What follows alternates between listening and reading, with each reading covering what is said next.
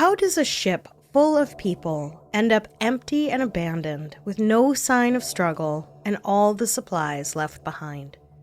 Was it cursed? Was it pirates? Could it be that one of Maritime's favorite mysteries was just the result of panic and poor decision-making?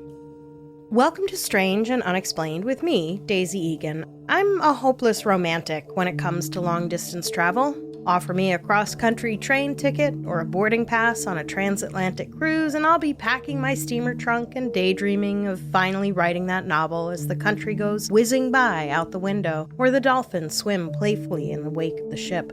But Lord knows by day 3 of that trip, I'll be longing for solid ground and ruining the day I ever thought it would be fun to be trapped on a speeding vessel with a bunch of strangers and screaming children, no doubt. Maybe then I'd finally understand why there are so many stories of haunted ships forever floating on the sea in the veil between our world and the great unknown.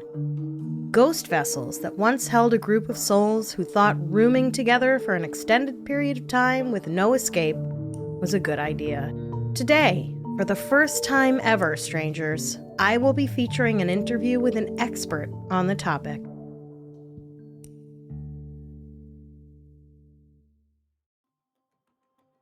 So go ahead and introduce yourself. So I'm Monty, and I'm here to talk about the Mary Celeste.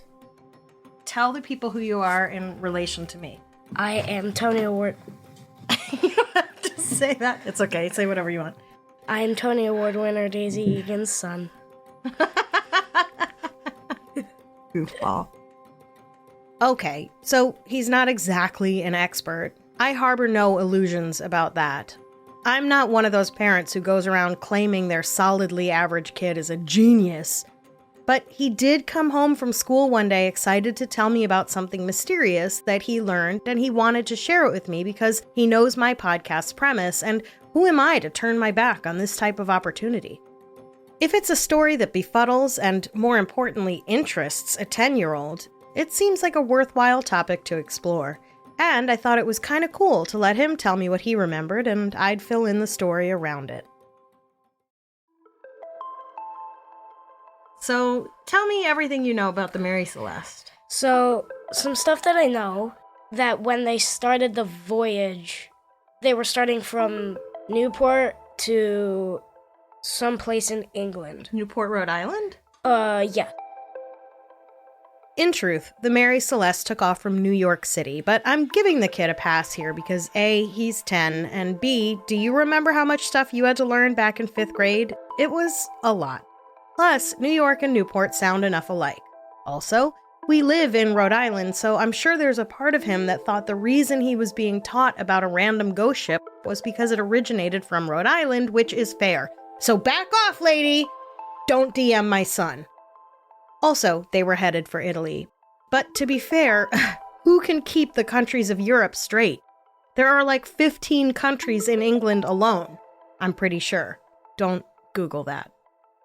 So when they started, I completely forget the name before it got renamed the Mary Celeste. The ship was formerly named the Amazon, and according to the History Channel website, was renamed, quote, after a series of mishaps, including the sudden illness and death of its first captain and a collision with another ship in the English Channel, end quote. But as rapper and all-around douchebag P. Diddy will no doubt tell you, you can change your name all you want, but that doesn't mean bad stuff won't happen to you. Or, in his case, that you won't stop doing bad stuff. Anyway. So, him, his wife, and his daughter, his baby daughter, all went on the Mary Celeste carrying raw alcohol. The him he's referring to is Captain Benjamin Briggs, an experienced seaman, no laughing, an expert mariner who'd spent most of his adult life at sea. And just to be clear here, folks, the baby daughter and mother weren't carrying raw alcohol. The ship was carrying 1,700 barrels of crude alcohol, which was not, as I assumed, Jägermeister, but was actually crude alcohol as in industrial alcohol, or as the expert just put it, raw alcohol. Indeed, apparently the crude alcohol was meant for fortifying Italian wine, which I guess wasn't fortified enough on its own. Why Captain Briggs and his wife and infant daughter were on this journey, I'm not entirely sure. Let's face it, I'm not even partially sure. Maybe Briggs told his wife he had to take a business trip to Italy, and she was like, LOL, not by yourself, you don't. Fun fact, if you schedule your vacation around work, you can write the whole thing off. Please check with your accountant before you try to write off your midnight minibar raid. Also, it's worth noting that Briggs and his wife had a young school-aged son whom they'd left with his grandmother in order to continue his schooling, which at first glance really sucks for the kid. Monty would be pissed if Kurt and I fucked off to Europe and left him with his grandparents just so he could keep doing 5th grade. Like, I guarantee you whatever he could learn on a trip to Italy would be at least equally as valuable as, for example, the lesson in which he learned facts about the Mary Celeste. Watch me get sent to the principal's office for this. To be perfectly clear, I love my son's teachers and his school. I think it's pretty great, honestly, that this was one of the lessons they chose to teach. I don't know why it was, but I'm no education expert, so I trust that his teachers had their reasons. I write comedy. Sometimes I make jokes about people and institutions I have deep respect for. I trust that adults with critical thinking skills will get it.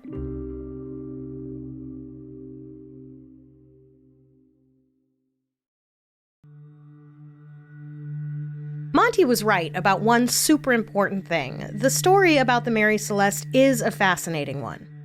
The ship left from Newport, New York. January 27th. Okay. Around that time. It was November 7th. Potato. What They year? left. I completely forget the year. Okay. It was 1872.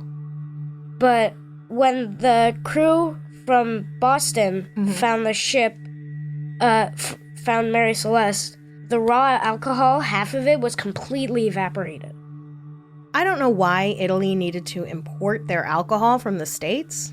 Was alcohol such a rare commodity that it couldn't be found anywhere else in Europe? This seems awfully impractical and expensive, especially given the likelihood of evaporation. It's not like the casks or barrels or whatever were made of food-grade industrial plastic or metal. They were wooden. And apparently some of the barrels were made from wood that is notoriously porous. And you know me, I'm no alcohol exporter, but it seems like common sense to not transport liquid in porous vessels, no? When they went to search the captain's ship, the last log was February 11th. It was actually November 25th, 1872. So a little less than 3 weeks after the ship had set sail from New York. Okay, strangers, just so you know, I'm not reveling in the task of pointing out how wildly inaccurate this whole story is. And I did get my son's permission to publish this episode, so it's not like I'm going tee-hee-hee behind his back. How long was the trip supposed to take? So the trip was supposed to take about a month And or two. When they went to the captain's ship, the last log was February 11th. And it was like, date, log, the crew is starting a mutiny or something like that. Whoa. Okay, so I tried to fact check this and couldn't find it. I'm not entirely sure where this information is coming from. Perhaps in the soup that is all the stuff he learned that day, the bisque got a little mixed up with the bouillabaisse, if you know what I mean. And there were no lifeboats, no dollies. Listen, even sailors need dollies. Who found the ship? So the guy's friend, he found him. Captain? The captain of the Mary Celeste's friend found the Mary Celeste. Where did they find it? They found it close to Boston's massive, port. Wait a minute. So it left from Newport, Rhode Island. New York. And it headed for England, right? Headed east for England. Yeah. Like a few weeks? A few weeks after the last log. And just in Boston. So the current took it towards Boston. So 8 days after the Mary Celeste had sailed out of New York, Captain David Morehouse and his crew sailed on the De Grazia out of the same port. The Mary Celeste should have arrived in Italy days before December 4th, 1872, when Morehouse and his crew found the ship at sea 400 miles east of the Azores. so definitely not in Italy, and certainly not in Boston. Boston? What is even happening at my kid's school?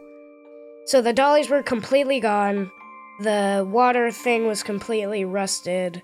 The water thing takes water out. Oh, the pump? The pump takes water out of the ship, and that was completely rusted, and it didn't work.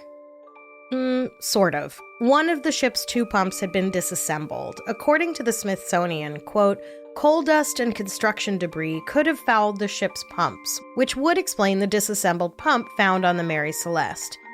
With the pump inoperative, Briggs would not have known how much seawater was in his ship's hull, which was too fully packed for him to measure visually.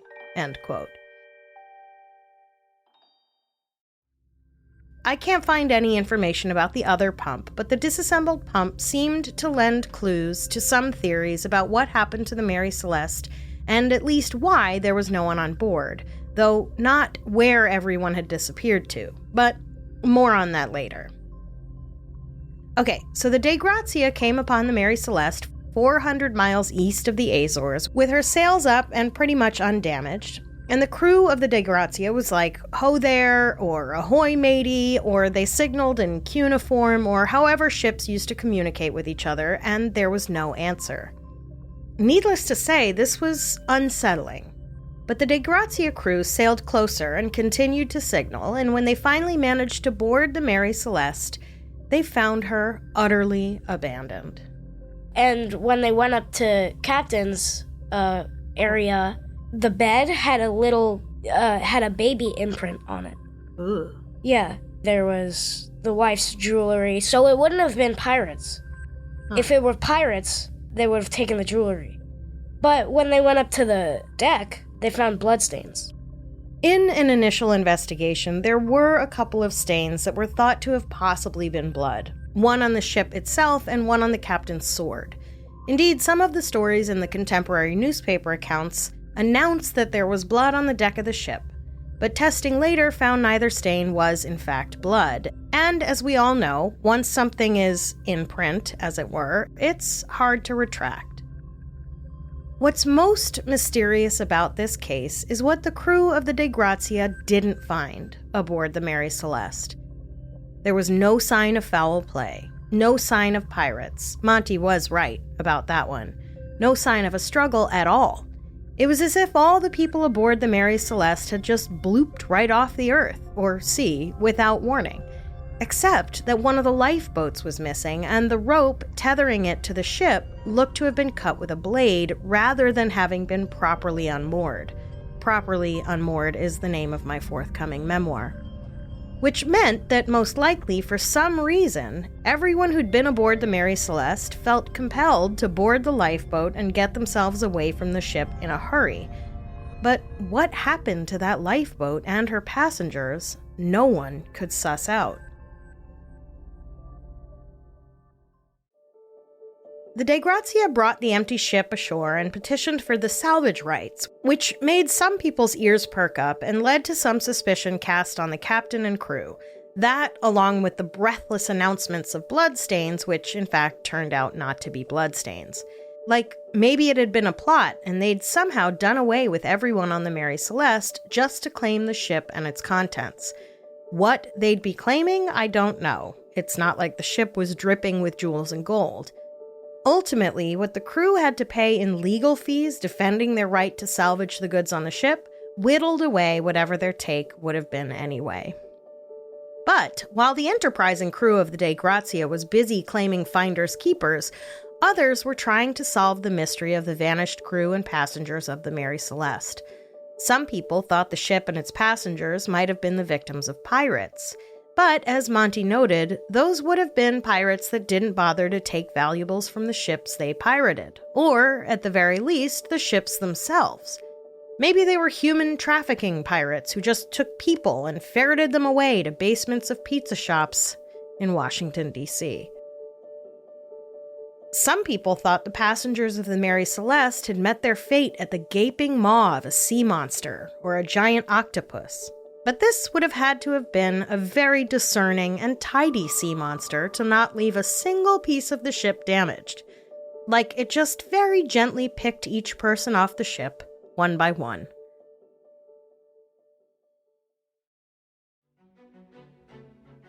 Because the Mary Celeste was found near the Azores, naturally, some believe the disappearance of its crew and passengers has something to do with the lost city of Atlantis. For those of you who don't have my back catalog memorized, in my episode on the lost city of Atlantis, I laid out the theory that some believe the Azores Mountains, which lie off the west coast of North Africa, are all that's left of the once great city of Atlantis that sank into the sea. Never mind that the mountains sank long before human beings existed. It's one thing to get things wrong because maybe you're mixing up your facts. It's another thing altogether to just ignore facts. Some have floated the theory that the ship was a victim of the Bermuda Triangle, somehow, which makes even less sense than a meticulous sea monster or a mythical lost city at the bottom of the sea. Like, sure, the ship was in the Atlantic, but the Bermuda Triangle is about 2,500 miles away from where the ship was found abandoned. That's like saying someone disappeared in Las Vegas when they were last seen in New York City. And if you thought we'd get through the theories of what happened to the Mary Celeste without mentioning aliens, you must be new around these here parts. Blaming unexplained phenomena on aliens is nothing new. If some interpretations of ancient petroglyphs are to be believed, aliens have been a theme in our collective human experience since prehistoric times. There's not much to this theory other than, hey, maybe it was aliens. According to Inspired English Teaching, a practical guide for teachers by Keith West, quote, aliens might have abducted the captain and his crew. There was no sign of a struggle aboard the ship, so the aliens could have put them all in a trance. Nobody knows the reason for aliens abducting people, if indeed aliens exist. They may have wanted to experiment with the humans back on their own planet, end quote. And listen, it's not the way I would word something like this, especially not if the intended audience was school children. What are the children more likely to remember? No one knows the reason for aliens abducting people, and they may have wanted to experiment on the humans back on their own planet, or if indeed aliens exist. So, maybe now my kid's false memory is beginning to look a little less strange and unexplained.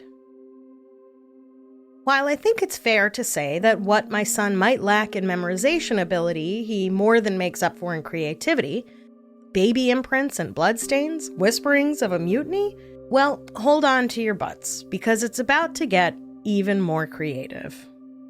And about a month later, after they found the Mary Celeste, a dolly washed up on shore, and there was a man in there. What's a dolly? A dolly is like, it's like a lifeboat. So, not, to be clear, baby dolls, like I first thought. I really like the image of a bunch of sailors carrying baby dolls. Darn it. And there was a man in it? Alive? Yeah. No, dead. Where did it wash up to? Washed up near Maine. He had been on the Mary Celeste? He had been on the Mary Celeste. And he was dead. It was probably the captain. It was probably... They didn't know who it was? They didn't know who it was. Because he was, like, decomposed. But he was encased in a flag. It was either Rhode Island's flag, the Boston's flag, or the U.S. flag. So what do they think happened? Why was he on this? So people thought it was food poisoning. Some people thought that some of the crew drunk some of that raw alcohol. Raw alcohol is deadly. Yeah. And or they just left without any food on the dolly. Uh-huh. Why was he wrapped in the flag? Do you think somebody wrapped him, or do you think he was already dead? Do you think he was put on the dolly already dead? Yes. That's a weird use of a dolly, don't you think? Yeah. Do you think maybe they were trying to send a message? Probably. They were probably trying to send it back to Newport. Do you think, what kind of message do you think that would be? Like, better watch out. But it probably wasn't pirates. Probably wasn't pirates, but there were bloodstains. Again, just to be clear, there were no bloodstains, but the mix-up about the bloodstains is understandable given there was at least suspicion of bloodstains at one point. What I don't understand is where my son got the stuff about the guy wrapped in a flag washing up in a lifeboat in Maine. I looked everywhere for it, to the point where now, if someone washes up on the coast of Maine wrapped in a flag, my internet search history means I'm going to be suspect number 1. I did finally stumble upon an entry about the Mary Celeste on a blog called Sentinel 63, which includes this. Quote, 5 months later, April 1873, 5 highly decomposed bodies tied to rafts washed up on the Spanish coast. According to reports, one of the bodies was wrapped in an American flag. The Mary Celeste's flag had been missing. Thus, it is quite possible, or even likely, that these bodies were from the Mary Celeste, and that the other 5 were eaten by marine creatures and never made it to land. If these bodies were from the Mary Celeste's lifeboat, maybe they ran aground on Formigas Bank during a storm and then used timbers from the ruined boat to construct 2 makeshift rafts. End quote.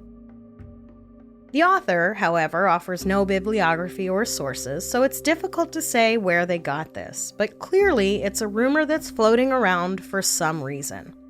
At least my kid has the excuse of being 10. What's Sentinel 63's excuse?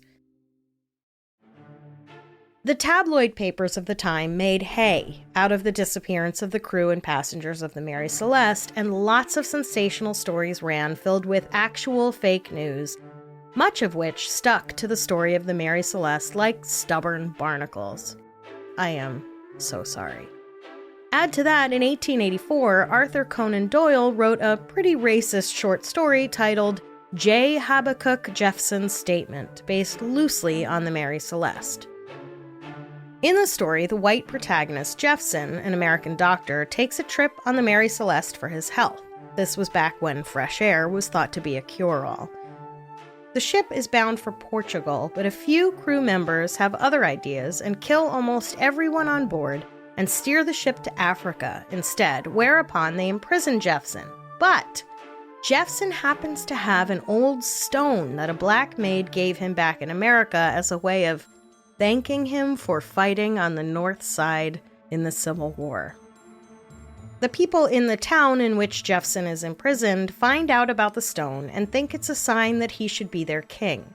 But, and this is according to the Arthur Conan Doyle Encyclopedia, the crew member from the Mary Celeste who had orchestrated the murder and hijacking, quote, explains he killed a lot of white people to punish them for their cruelty, and he wanted to become the King of Africa, end quote. The King of Africa. Anyway, in exchange for letting Jeffson go free, he asks him to convince the people of the town that he should be their king. Jeffson does this and is sent out to sea on a small boat where he's eventually rescued by the crew of a ship called the Dei Grazia. Apparently, to Doyle's own surprise, some people thought this was a true account. And some people included the Boston Herald, which apparently printed the entire story as though it were fact. Apparently, while not containing any mention of mutiny, as far as I could find, Captain Briggs' log had mentioned some worrisome rumblings coming from the bowels of the ship. Turns out raw alcohol is extremely flammable. Who knew? So, naturally, one theory as to what happened was that some of the highly flammable alcohol had leaked out of the porous barrels and caused an explosion, either by someone coming into the hold with a lit pipe or cigar, or, much more terrifyingly, just by barrels rubbing together. Evidence showed that around 300 gallons of alcohol had leaked out. That's a lot of alcohol. But surely, I hear you cry, if there had been an explosion fueled by hundreds of gallons of a major combustible, there would have been clear evidence of an explosion, right? How could this whole thing be such a mystery? Turns out, because science is magic, a massive explosion can, in fact, leave practically no evidence behind. In 2006, Dr. Andrea Sella of the University College London ran an experiment to prove this. According to a piece in the Daily Express, quote, Dr. Andrea Sella, UCL Chemistry, built a replica of the hold of the Mary Celeste. Using butane gas, he simulated an explosion caused by alcohol leaking from the ship's cargo. Instead of wooden barrels, he used cubes of paper. Setting light to the gas caused a huge blast, which sent a ball of flame upwards. Surely the paper cubes would be burned or blackened, or the replica hold damaged. Remarkably, neither happened.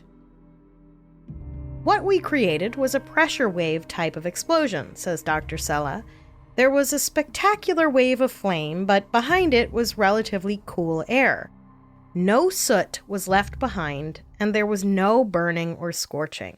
Given all the facts we have, this replicates conditions on board the Mary Celeste. The explosion would have been enough to blow open the hatches and would have been completely terrifying to everyone on board. End quote. An explosion that leaves no trace behind? Cool. Totally not terrifying at all. And so, as much as we might want it to be a genteel giant octopus, pirates, or even aliens, in all likelihood, the folks aboard the Mary Celeste either smelled the fumes coming from the leaked alcohol and made haste off the ship onto a lifeboat, or, after the explosion that left no trace, they made haste onto a lifeboat, as that would have been the only safe place. Remember, they were in such a hurry that someone cut the rope that connected the lifeboat to the Mary Celeste. Unfortunately, though, in their haste, the crew didn't lower the sails, and while they all sat in the lifeboat waiting for danger to pass, their ship sailed away without them, along with all their food and water. What is particularly weird about all this is that Captain Briggs was supposed to be a master seaman. No laughing. Who'd spent most of his adult life at sea. Where did all his training and expertise go during this event? How could an experienced captain let his ship sail away with all his supplies on it? Could it be that all that evaporated alcohol had gone to his head? Was everyone sober enough to know they had to evacuate, but high on fumes enough to not do it in a safe, responsible way? Listen, I'm an idiot, and I'd like to think even I would be like, hey, maybe we should put the sails down and grab some food and water before we abandon ship? Lord only knows what happened to the lifeboat. One would think it had oars. I don't know much, but wouldn't a lifeboat have washed up somewhere at some point? Do they put the name of the ship on lifeboats? Maybe that's where the sea monster came into play. And none of the other people who had been on the ship were ever found. Nope. None of the documents, none of the records. All the entire family was completely gone. And then where is the Mary Celeste now? Does it still exist? No. It was burned. Burned? Who burned it? The captain of the Mary Celeste's friend. He thought it was just a curse because the guy before the guy who owned the Mary Celeste, he died on the ship. So his friend thought maybe it was cursed. It was cursed. Well, actually, the Mary Celeste changed hands a few times in the years after she was found abandoned in 1872 by the Dei Grazia, a little less than a month after she set sail from New York. No fewer than 3 captains in all died prematurely on the ship.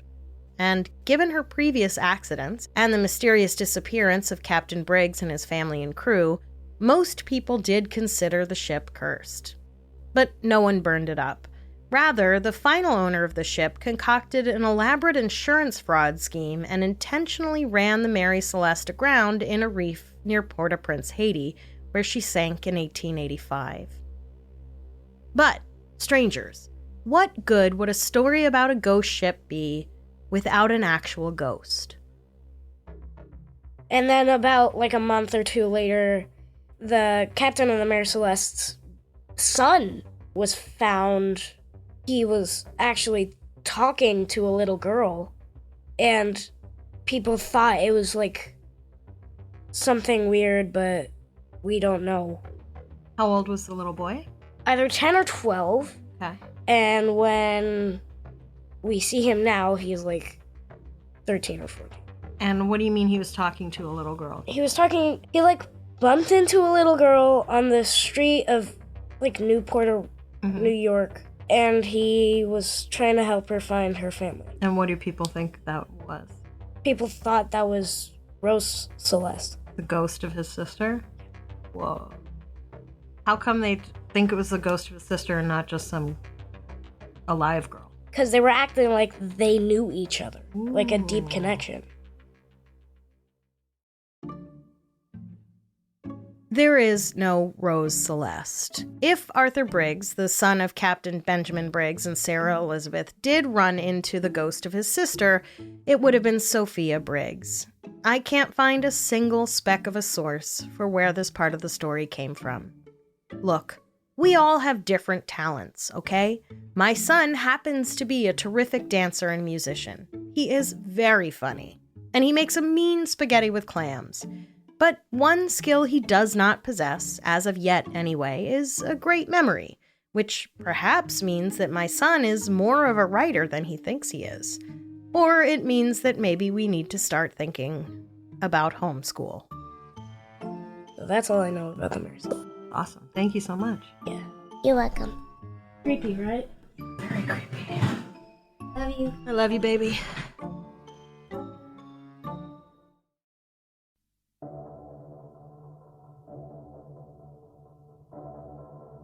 Thanks for joining me for Strange and Unexplained. Strange and Unexplained is a production of Three Goose Entertainment and Grab Bag Collab. Today's episode was written by me, Daisy Egan, researched by the Strangers Research Squad, with help from my special expert guest, Monty Egan Bloom. Editing help from Amber Hunt and audio engineering by Amanda Rossman. For early and ad-free episodes of Strange and Unexplained, check us out at patreon.com/grabbagcollab. $8 gets you early ad-free episodes of Strange and early ad-free episodes of Crimes of the Centuries from Amber Hunt.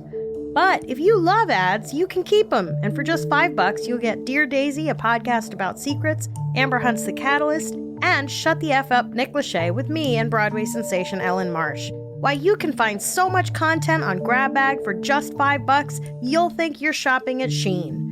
Check us out on Instagram at SNUPod and GrabBag Collab, and please take a minute to rate and review us on Apple or Spotify. It really helps the show out a lot. And why not visit a sponsor? If you want to suggest an episode for Strange, go to the website strangeandunexplainedpod.com and fill out the contact form. I promise to write you back, unless you're being an asshole, in which case you can get yourself a one-way ticket on the Mary Celeste, buddy. See you next time.